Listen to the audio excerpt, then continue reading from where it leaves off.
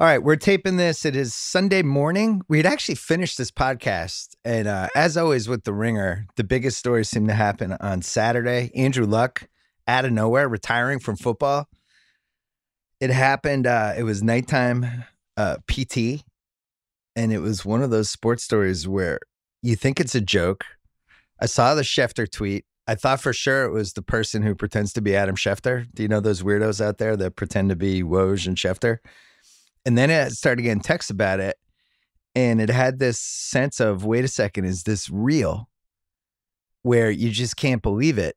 And I can only remember this happening a couple times in my life as a sports fan. I mean, the most depressing version of this was when Magic announced that he had HIV, which happened. I was in college in 1991. And it was the same kind of reaction, like, wait, this can't be real. Come on. This is obviously a much happier story in the sense that he's just retiring from football, but same kind of 5 minutes of just utter confusion and thinking like, well, wait a second, he's only 29. He's only played 7 years. What's going on here? And watching the reactions to this stories over the last 14, 15 hours, I thought was really, really telling in a lot of ways just for where we are as sports fans in 2019. But I guess the first question, there's still some stuff we don't understand with this story. So again, taping this Sunday, 10:30 PT AM. It's unclear how injured he was. And that seems to be a crucial missing piece of all of this because he packed it in. He left the Colts, 2 weeks before the season started. But it seems like this had been in the works for the last 10 days or so. And the explanation made sense to me. He was on this 4-year treadmill of just being hurt, recovering, rehab, being hurt, recovering, rehab, and his body wearing down and him just kind of losing his joy for football and the whole process, which we've seen happen before. But nobody's ever been able to pinpoint what the injury was this time because it was obviously severe enough that he was like, fuck this. I'm not doing this again. But, we've heard calf, we've heard ankle. So I'm assuming it was this injury that he would have just had to play in pain with for the entire season and rehab it and just not be 100%. Or it triggered something in his head where he was just like, I just don't want to do this anymore. He did this interview with Albert Breer a few weeks ago. And he said when he got hurt, and he missed the whole season when he had the torn labrum. He said, I put too much of my self-worth directly into how I was performing in the football field. And then I wasn't on the football field. I felt quite empty. It was very unhealthy, first for me, second for the relationship with my now wife and my other relationships. The result has been the best thing that ever could have happened to me. It forced me to look in the mirror and do a character assessment, address the things I didn't like, and then the things I did like, and then get on the same page with the people I love and respect. And then later he says in the same interview, I'm certainly challenging myself to be a better quarterback than I've ever been. If I lose that motivation, then I think it's time to not play. I don't see how it would be fun. So he at this point, you read a quote like that and you're like, that's somebody who's not going to play till he's 42 like Tom Brady. You don't think he's just going to call quits when he's 29, but you think about in the 21st century, how much has changed about how we treat a story like this. I was thinking about this last night when the video of the fans booing him at halftime at the Colts game, which was another one of those, wait, is that real? Are they putting in fake booing sounds? Because they can't possibly be doing that. They did it. It was pretty terrible. And then even in the press conference he did afterwards, which was pretty abrupt. I don't think he had intended to announce this for at least until today or tomorrow, something like that. But he admitted, like, yeah, that really hurt my feelings. And by the way, it should have. But you think about how the concept of being a sports fan has changed over these 2 decades specifically. So when I went to ESPN in 2001, one of the first columns I wrote for them, I really hated Roger Clemens. He had been my favorite Red Sox player, and he put on some weight the last couple of years. He had a pretty up and down performance considering he was the highest paid guy in the team. And then the last couple months in 96, he made like kind of a contract run and was great again. And he wasn't in great shape for him. He'd kind of let us down. He'd let us down in the playoffs. And this was just a different time when you just looked at athletes solely based on, is this guy winning or losing for me? And that's it. You didn't think of them as people. You didn't think of them as having feelings like you did. They were just these props in this whole sports fan game that everybody was playing. And I wrote this column in 2001 because he went to Toronto. He got in awesome shape. He won 2 straight Cy Young Awards, which really, really bugged the Red Sox fans. And then he went to the Yankees, which was even worse. And we were like, fuck this guy. In 2001, I think my second or third column for ESPN.com was called, Is Roger Clemens the Antichrist? And I laid out this whole case for just what a fucking asshole he was. This were my feelings in 2001. Now, first of all, nobody would write a piece like this. He would just get crushed on Twitter for being too player unfriendly. But just in general, like we just think about these guys differently. And even if you think about 2010, LeBron's decision, it was the same thing. He got raked through the coals. People hated that Miami team. That first year, they were really sports' last villain. And it was all because Bosh and LeBron were like, you know, it'd be cool playing in Miami with Wade. And they did it. And now we wouldn't care. But in 2010, we cared because we treated sports differently back then. We took it personally, and we felt like the players should be loyal to the fans and to the teams they played for. And now we have seen a complete shift as this decade goes along. And it kind of culminated with this Andrew Luck story where he retires abruptly. He does it 2 weeks before the season. So he really puts his team, he really screws his team. Let's be honest. I mean, I'm not putting him down for it. It's his life, but his team got screwed by this. And I think 20 years ago, the narrative would have been, oh my God, can you believe he screwed the Colts like this? And now the narrative is, yeah, good for him, man. He got out.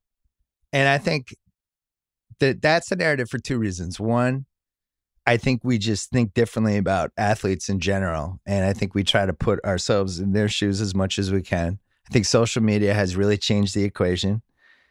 I think we have just a better connection with these guys. I think it's generational too, because I think there's a lot of support the players, support the employers, corporations are evil, politicians are evil. So you have that tied in there too. It's not like anybody's going to root for an NFL team owner over a star football player. But when it's Jim Irsay versus Andrew Luck, guess who we're not rooting for? Jim Irsay. Guess who we're not feeling bad for? Jim Irsay, one of the worst owners we've had. So people look at this just from a human element, they look at it differently. And then from a football element, it's like, yeah, good for that dude, man. He got out. He's probably only, probably had at least one concussion that we know about, but, probably had 6 or 7 more that we didn't know about. You look at the list of injuries he had. This dude's not even 30 yet.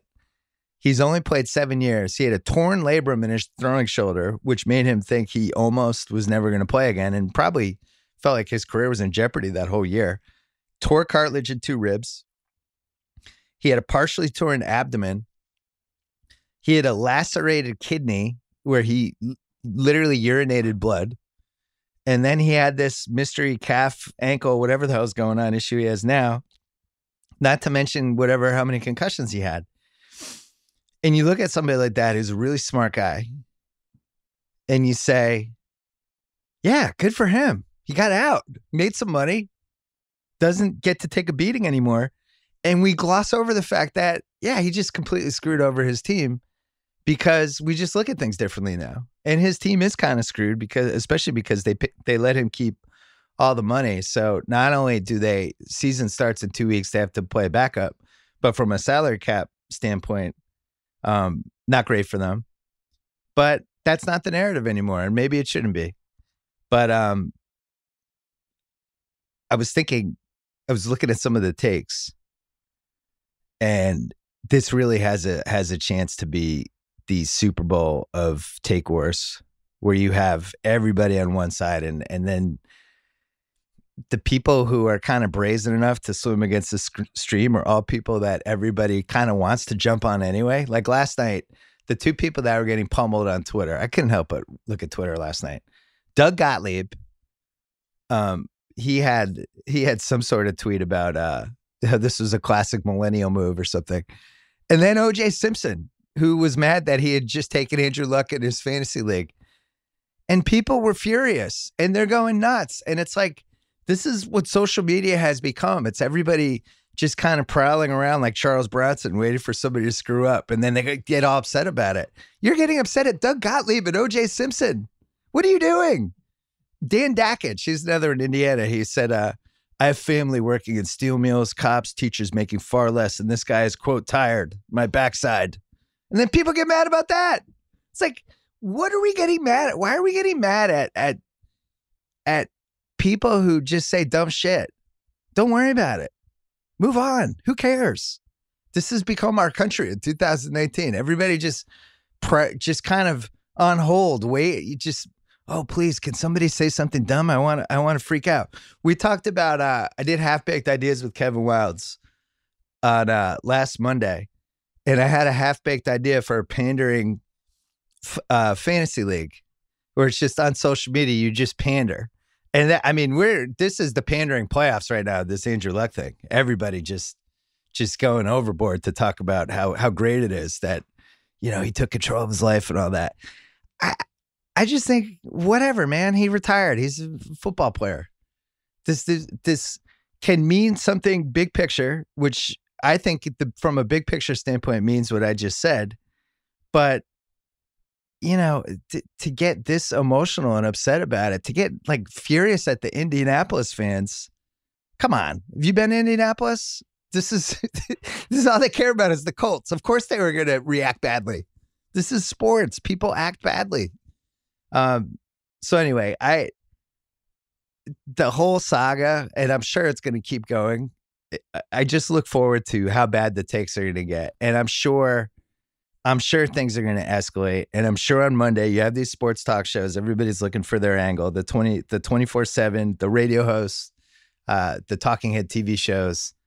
There are going to be people that go really hard at Andrew Luck. And there are also going to be people really hoping and waiting for this so they can get really upset about it, because that's what we do now. I'd like to have a rational conversation about Andrew Luck for a second. I can't remember somebody's career where a guy was better, but the legacy he's going to leave, he never really had his one moment. You know, usually with quarterbacks, they have that one season and you go, oh yeah, oh, that season. You know, like the Kurt Warner 99 season, or like Brady 07, the Drew Brees 09 season, pick 3 Manning seasons. All these guys, all the great ones, Rodgers when he went 15-1 that year, all the great ones have that one season where they just lay the smackdown. And I think from the time he was at Stanford, we felt Luck was that guy. He was so good that Peyton Manning, who is one of the 3 or 4 greatest quarterbacks of all time, who brought Indianapolis the Super Bowl, who's the most popular athlete in the history of Indianapolis or Indiana, he gets hurt. They get the number 1 pick. And everyone in Indiana is cool with them just dumping Peyton Manning so they can have 15 years of Andrew Luck. They just kick Peyton Manning to the curb. Great. Oh, well, now we have 30 years of a franchise QB. This is awesome. That's how good Andrew Luck was, you know? And now I look at like what his stats were. 53-33 in the regular season. He was 4-4 in the playoffs. All 4 playoff losses were blowouts. He was 0-6 against the Patriots, got outscored 261-124. It was 4 regular season games, 2 playoff games. He never had a 12-win season. His most fun year, I think, so in 2013, he had he played in 8 playoff games. The only really memorable one was the KC game, which was memorable for 100 different reasons. I had Indianapolis. I think they ended up pushing. They came back from 28. That was the game where Jamal Charles got a concussion, and they just wouldn't put him back in. And it was the first time we were like, oh, concussions have completely changed everything. And then Luck orchestrated this awesome comeback against this decimated KC defense. He'd been in the league, I think, 2 years at that point. And everybody's like, oh, yeah, this guy's the next one. And it never really totally happened, even for 1 year. 2014 was his best season. threw 4,716 yards, 40 TDs. They went 11-5 in a pretty weak division. They beat Cincy in round 1. Congratulations. Everyone beat Cincy. They beat Denver in round 2. That was, I think, Peyton Manning noodle arm year. And then got completely annihilated by the Patriots in the game that became the Deflategate game. And that was his one signature season. It's kind of a bummer. He never had the one, oh yeah, that was the Luck season, which I think when he was coming to the league, you would have bet any amount of money he was going to have a season like that. He was going to have his, 09 Drew Brees season. Through 171 career pass TDs through his first 86 career NFL games, third most in NFL history. Only Aaron Rodgers and Dan Marino had more. Was hitting all the checkpoints and seemed like somebody that, the way he was built, big guy, seemed like somebody who could play until his late 30s at least. And if you're a Colts fan, you're thinking, we got 15 years out of Manning. Now we're moving into 20 years of Luck because the game is different now and quarterbacks don't get hit as much. So here's the rub. And people made this point last night, and it could not be a more essential point. It was something we used to talk about at Grantland. I remember Bill Barnwell wrote a big piece about it, 2015 maybe, about Ryan Grigson, the GM for the Colts, who just completely fucked Luck. Comes into a situation where they tanked the season. Luck's first year, 2012, they had all this dead cap money because they had basically done this 2-year plan of rebuilding the Colts around this franchise QB that they stumble into because Peyton Manning got hurt. They had a really good 2012 draft. And then it's a shit show. 2013, 14, 15, not only do they completely squander the rarest opportunity you have as an NFL team when you have a franchise quarterback and a rookie contract. It's like literally unfuck-upable, and they fucked it up. They had all this pay, all these picks, and all this cap space. And third member is the Trent Richardson trade, which was awful. I killed it at the time.